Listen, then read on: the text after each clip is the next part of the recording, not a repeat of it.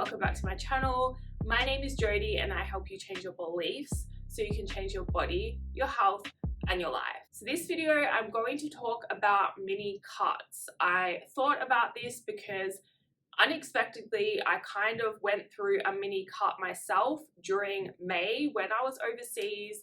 It was not planned, but it's just kind of how it worked out.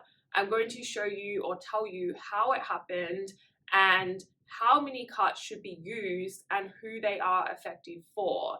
They do not work for everyone. They are probably one of the methods I see used ineffectively most of all by people, because at the end of the day, if you are not in the right starting position for a mini cut, it's not going to work out very well for you.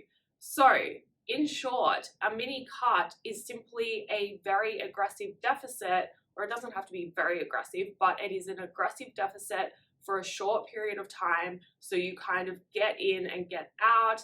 And the idea is that you lose some body fat and you lose some weight pretty quickly. Now, if you are skinny fat, if you don't have a lot of weight to lose, if you have like less than 5 kilograms or say max 10 pounds that you kind of need to lose, a mini cut is not going to be a good starting point for you. If you need to build muscle and that's your primary goal, even if you want to lose body fat, if you actually need to build muscle to get that toned lean body, and that's really what you need to focus on first, even again, if it's not your primary goal in your head, even if you are so desperate to lose body fat, if you need to build muscle first, then a mini cut is not going to work for you. When you're setting up a mini cut, it's not a matter of just taking off 100 or 200 calories off your maintenance. It's not a small deficit. It's an aggressive deficit so that you get in, get out fast. So usually a mini cut will go for anywhere from 4 to 8 weeks, max 12 weeks. I'd probably do one for, but by that stage, you're going to be feeling pretty bad because an aggressive deficit is really hard to stick to. Now, if you do have a lot of weight to lose, or if you are in a position where you have been building for a long time, if you've built your calories up, then a mini cut might be an appropriate place to start.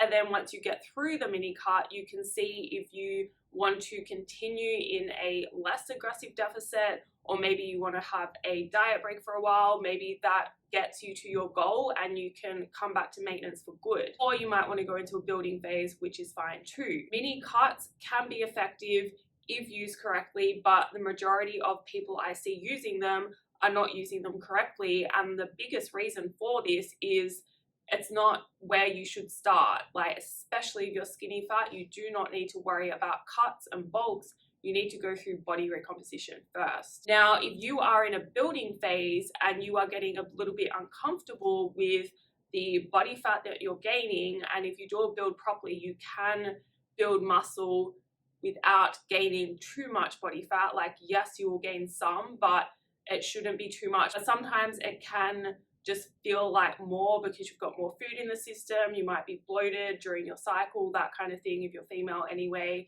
and that's all getting to you.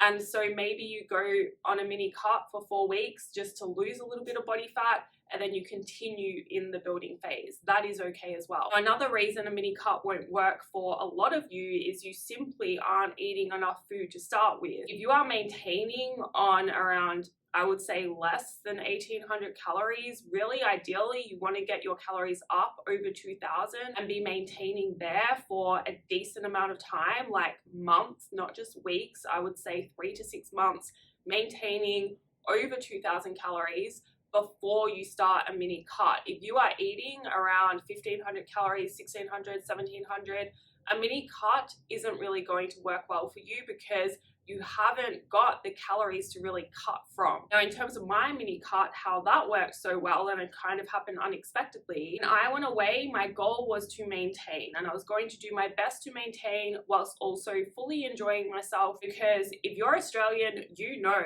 going to Europe is a pretty big deal. It's very expensive. It's a long way to go. I wasn't going to be worrying about food while I was over there. I wanted to fully relax and enjoy myself, which is what I did. However, because my calories were built up so high before I left, and I had been in a building phase for so long before I left, for at least 10 months, almost a year before I went away, I had been eating over 2,500 calories consistently. Day after day, my calories ranged during that time from around 2,500 to 3,000. At some point, I was eating 3,000 calories every single day. I think for around a month, I was on 3,000 calories, maybe 2. So I was used to eating a lot of food. My metabolism had adapted to very high calories. So when I went away, and even though I was eating whatever I wanted, I was still being mindful to get protein in. I was still being mindful to get nutrients in. But overall, I was eating whatever I kind of felt like in the moment. I wasn't missing out on dessert if I wanted it. I wasn't missing out on drinks. I was drinking a lot more than what I usually do. I was eating more treats than what I usually do. Even halfway through my trip, when I had to give up gluten because it was just making my stomach too sore, I was still eating. I had gluten-free bread at one point. I was having cake for breakfast. I was having gelato a lot of the, like most days when I was in Italy.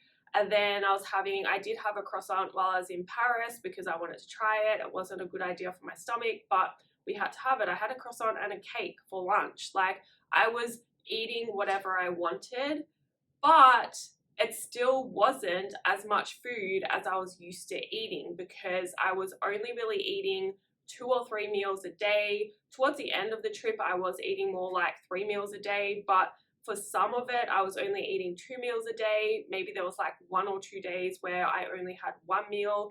That was usually on a travel day, and then I'd have like calorie dense drinks and treats and stuff as like snacks, which are still calories, right? They still count, but it still wasn't anywhere near the 3,000 calorie mark or the 2,500 calorie mark, I guess, because turns out while I was away, I actually lost 2.5 kilograms, which is pretty much over 5 pounds, I think, doing the calculation in my head.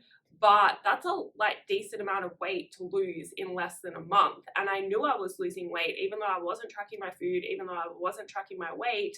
My jeans were fitting more loosely, which I did mention in my video when I was in Italy. And I was still surprised though to come back and see the number on the scale and being 2.5 kilograms lighter. Even though the goal was to maintain throughout the trip, and I technically didn't achieve that, I wanted to basically maintain if I could, and the goal of that was to really not put on more weight. If I could get away with eating what I want without putting on weight, I would be happy. Turns out I lost weight, which is really cool as well, because I was kind of like, I've been building for a very long time, like almost a year, and it was good for me to have a little bit of a break from that. Actually, the other thing I have to mention as well, my steps while I was away were huge. Like some days I was getting 40k steps a day. I think I did that like maybe 2 or 3 days. There was a lot of days where we did 30k steps. And on average, I think my step count for May was around 10k steps a day higher than what I normally do. So I was averaging around 10k steps a day before I left for a few months before. And then when I was away in May, my step target, I think the average was around 18k a day. It was probably a little bit higher because the average would have come down from 2 of the travel days where I pretty much was on a plane for 24 hours. So it was a combination of a massive increase in activity, and then also there was a decrease in my calorie intake, and that led to some pretty rapid weight loss. But it was because I was adapted to higher calories and I was ready for a mini cut. Now, in terms of my weight training, I actually only ended up doing 4 workouts while I was overseas, which is still pretty good. I did have 2 full weeks off, but that last week I really wanted to make sure I got some training in to maintain my strength. And coming back this week, I think I have done a pretty good job of that, which is great because it means I haven't lost a lot of muscle mass. I might have lost a little bit, which is fine. It happens in a cut as well. I know a lot of that weight has been body fat just because of how my jeans are fitting me now. That is all for this video. Thank you for watching. If you have any questions, feel free to email me or comment below. If you liked it, please like it. If you'd like to see more, please subscribe. And if that's the case, I will see you in the next video.